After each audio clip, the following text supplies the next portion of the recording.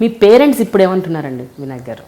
ఇప్పుడు మీ మదర్, మీ సిస్టర్స్, బ్రదర్స్, అఫ్ కోర్స్ మీ ఫాదర్ లేరు అనుకోండి, బట్ మీ ఫాదర్ కూడా మీ ఎదుగుదలంతా చూశారు. So he knows. నాకన్నా ఎక్కువ ఆయన చేశారు. ఒకప్పుడు వద్దు వెళ్ళొద్దు అన్నవారు, తర్వాత ఎలా ఫీల్ అయ్యారు? చాలా గర్వంగా ఫీల్ అయిపోయాడు నన్ను చూస్తే. నన్ను ఒక అపురూపమైన దీనిగా చూసేవారు ఆయన. చాలా చాలా ఆనందపడిపోయేవాడు. అంటే నేను హైదరాబాద్లో బయలుదేరితే ఎక్కడి వరకు వచ్చి మా అబ్బాయి వస్తున్నాడు అందరూ ఫ్రెండ్స్కి ఫోన్ చేసి చాలా నా సక్సెస్ని చాలా బాగా సెలబ్రేట్ చేసుకున్నారు ఆయన. అలాగే మేము అందరం కూడా ఆయన అంటే చాలా ప్రాణంగా, పిల్లలందరికీ అందరికీ ప్రాణం ఆయన. బాగా he's very good human being. మీరు బాగా మిస్ అవుతున్నారు ఆయన అని మాకు తెలుసు. ఆయన డెత్ మీరు అసలు ఐ థింక్ మీరు నేను డైజెస్ట్ చేసుకోలేకపోయా ఆ టైంలో. తర్వాత ఇంకా తప్పదు అలవాటు చేసుకోవాలి, కానీ ఆ టైంలో అయితే అసలు డైజెస్ట్ చేసుకోలేకపోయా. ఆ తర్వాత అన్ఫార్చునేట్గా మా మదర్ చాలా సడన్గా ఆవిడ ఇది అయ్యారు. అది చెప్తున్నాను కదా, నా దరిద్రమైన ఈ 2 years బ్యాడ్ టైంలో ఇవన్నీ జరిగాయి. మా అమ్మగారు కూడా all of A sudden expire అయ్యారు. చిన్న జ్వరం వచ్చి 1 monthలో అంటే అలా అయిపోయింది. పేరెంట్స్ లేరు, బట్ అందరం. ఫాదర్ లాస్ అన్నది చెప్పండి. అంటే మీ ఫాదర్కి అసలు క్యాన్సర్ అని డయాగ్నోజ్ అయినప్పుడు అసలు that was the biggest shock for you అని విన్నాను నేను, మోర్ దెన్ హిజ్ డెత్. ఆయన చనిపోతారు తర్వాత అన్నది పక్కన పెట్టి, ముందు అసలు డయాగ్నోజ్లో క్యాన్సర్ ఇంతలోగానే ఎందుకు యా అంటే you never believe that cancer is curable. And ఇంకోటి, మీకు ఇప్పుడు you are earning so much, మెడికల్గా కూడా చాలా మనం ఎదిగాం బాగా. గ్లోబల్ రవీంద్ర గారితో హెయిట్ చేశాను.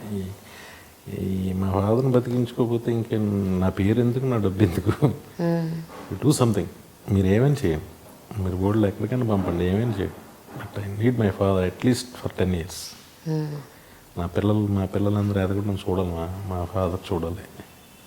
అది ఎయిట్ చేస్తే రవీంద్రనాథ్ గారు, వినాయక్ గారు ప్లీజ్ మీరు అలా ఇవ్వకూడదు, మీరు ఎలా అయితే మీ వెనకాల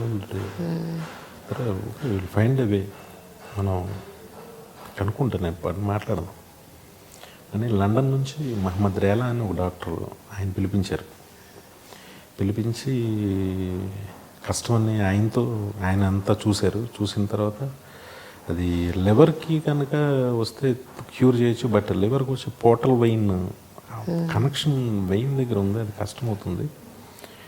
మా ఫాదర్కి కూడా వచ్చింది, బట్ నేను చేసుకోలేకపోయాను. మీరు అలవాటు పడాలంతే, ఆయన ఉన్నంతకాలం హ్యాపీగా చూసుకోండి, ద బెస్ట్ మెడిసిన్స్ ఇచ్చాను టేబుల్ చెప్పారు. నేను కన్విన్స్ కాలేదు, చెప్పారు కానీ ఓకే నాకు తెలుస్తుంది, అంటే ఫుల్, బట్ మనసుంటే మార్గం ఉండదు అన్నది. ఎందుకు వెతకండి, ఇంకా వెతకండి ఏదో ఒకటి.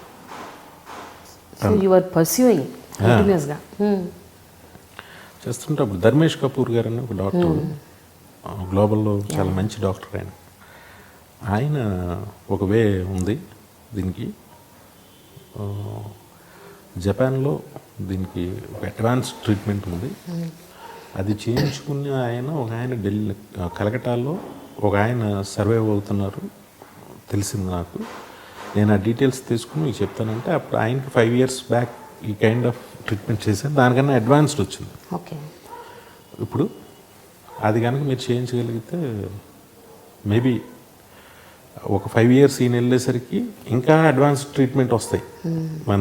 ఈయన ఒక 5 years 3 years మనం గంటగలిగితే ఇంకా అడ్వాన్స్ ట్రీట్మెంట్స్ వస్తాయి అని అన్నారు. చాలు సార్, అది చేపిద్దాం సార్ ప్లీజ్ కనుక్కొని చెప్పారు ఆయన. అప్పుడు జపాన్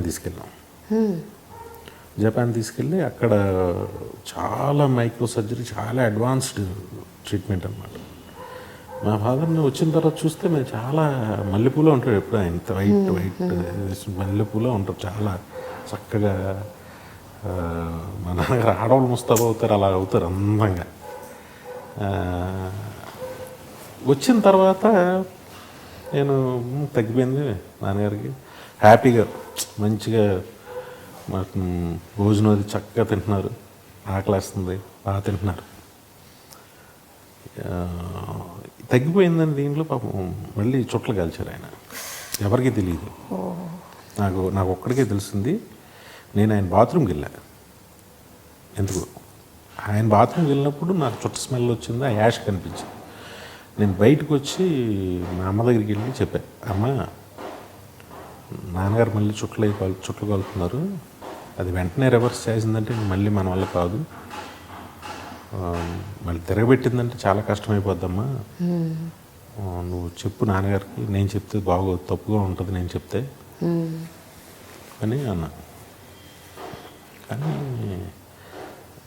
ఆయన చనిపోయాక చెప్పారు అందరూ, నాన్నగారు అక్కడికి బ్రిడ్జ్ మీద తీసుకెళ్ళమని, అక్కడ కాల్చివరండి రాత్రులు ఎవరికి తెలవకుండా, అది వ్యసనం అని అందుకే కదా అంటారు. దాన్ని మానలేక పాపం ఆయన ఇంకా తర్వాత వన్ డే టక్కన పడిపోయారు. అయ్యో, ఇంకా పడిపోవడం ఇంకా లేవలేదు. చాలా ప్రయత్నించాం కానీ లేవలే. వినయ్ గారు, మరి మీరు ఎప్పుడైనా అనుకుంటూ ఉంటారా, అదే ఇది వ్యసనం కదా దీన్ని మానేయాలి అని? మీరు అంటే మీ పర్సనల్ లైఫ్ మీరు ఎప్పుడైనా మానేయాలని అందరికీ ఉంటుందండి. మా నాన్నగారు కూడా పాపం మానేయాలని అనుకుని ఉంటారు. అదే కదా దరిద్రం దాంట్లో ఉన్నది. మానేయాలని అందరికీ, నాకే కదా అందరికీ ఉంటుంది. కానీ ఇట్స్ డిఫికల్ట్ అంటారు. డిఫికల్ట్, బట్ నాట్ ఇంపాసిబుల్ కదా. It's not impossible. ప్రపంచంలో అలా ఇంపాసిబుల్ అనేది లేదండి. ఇంపాసిబుల్ అనేది లేదు, డిఫికల్ట్ ఏదైనా. Subscribe I dream.